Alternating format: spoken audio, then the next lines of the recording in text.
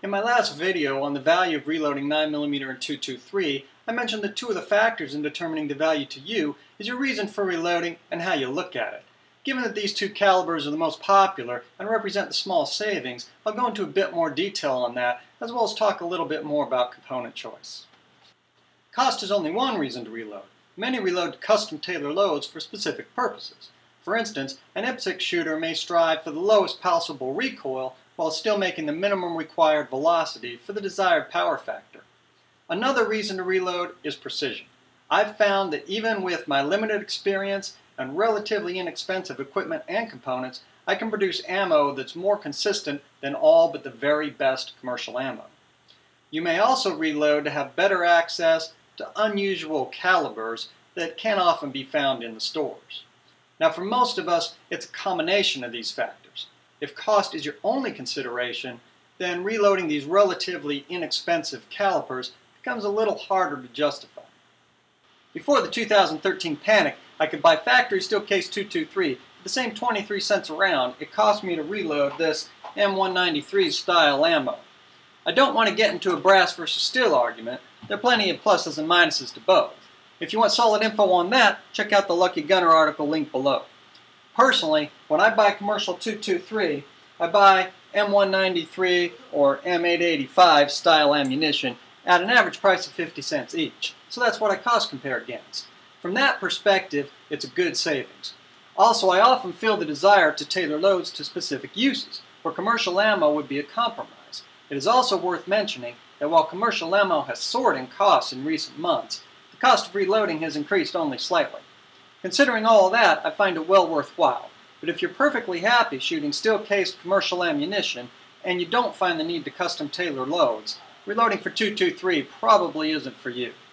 There's a dizzying array of component choices available which give great flexibility in dialing in your loads. The most expensive component is generally the bullet, so this choice is the main factor in determining your cost. And when reloading .223 for plinking, action shooting, or training, the 55 grain Canalert FMJ is by far the most common choice and can generally be had for 9 to 11 cents a piece if bought in bulk. Other types of projectiles are usually reserved for purposes such as hunting or long-range shooting. There are those who cast their own, but the need for gas checks and lubrication make this option less popular for high-velocity cartridges. In 9mm, however, the choice is not as clear. A 124 grain 9mm FMJ is hard to find for less than 11 or 12 cents a piece. Cast lead bullets can be bought a little cheaper, but with a small equipment investment, you can cast yourself using scrap lead for almost nothing. You can drive the completed per round cost down as low as 5 cents a piece. Now, cast lead has its drawbacks. It shouldn't be fired in barrels with polygonal rifling.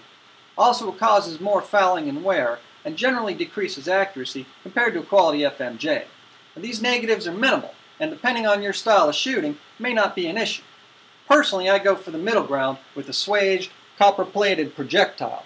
These solve most of the problems associated with shooting cast lead and are less expensive than FMJ, with a low end around 8 to 9 cents for a quality projectile.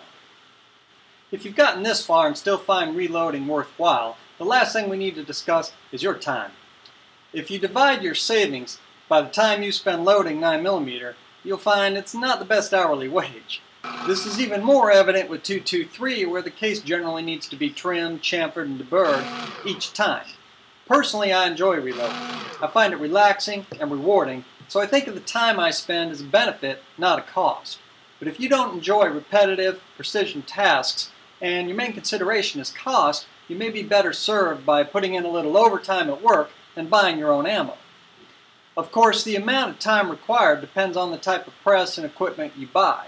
Next time, we'll discuss that and the actual time involved in reloading these calibers with various styles of presses.